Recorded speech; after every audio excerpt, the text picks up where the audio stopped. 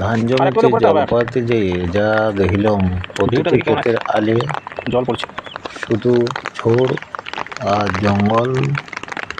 সে আল যদি পরিষ্কার করে না হয় তাতে করে পোকা মাকড় সারা খেতে ভরে যায়।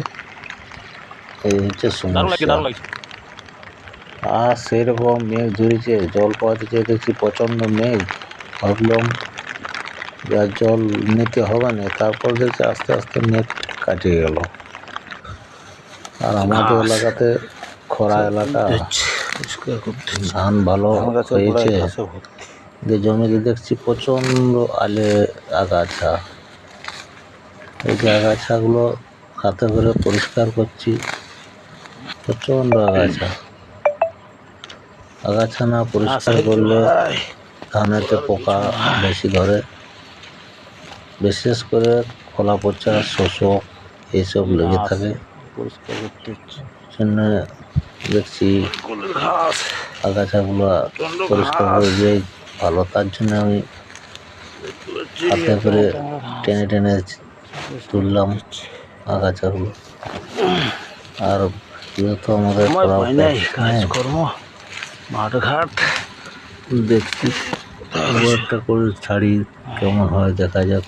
মাঠের কাজ আস্তে আস্তে করে আগাছাগুলো পরিষ্কার করছিলাম। আর যা শক্ত বড় বড় গাছ হয়েছে, বড় বড় গাছ। ক্ষেতের আলগুলো এত গাছ মানে ধারণার বাইরে। এই যে দেখতে পাচ্ছেন আল পরিষ্কার করার পর কত সুন্দর দেখাচ্ছে, প্রচুর গাছ। ধানের থেকে গাছ বেশি, আগাছা বেশি। জল পাওয়ানো হচ্ছে ভাই। ক্ষেতের আল 3 বার পরিষ্কার করা হচ্ছে, এই যে 3 বার, একাধবার নয়। যা হয়েছে পরিষ্কার না করলে ধান ভালো পোকায় খাই দিচ্ছে, ফলন পাওয়া যাবে না।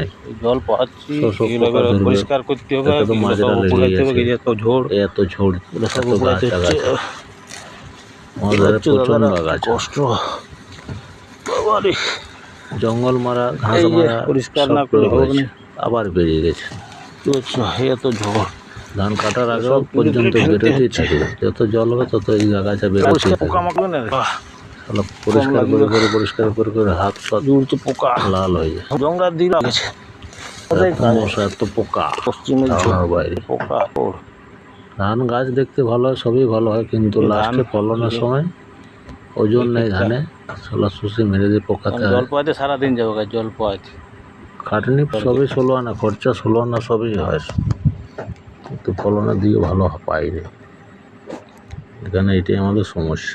ঠিক আছে, আজকের মতো রাখছি দাদা।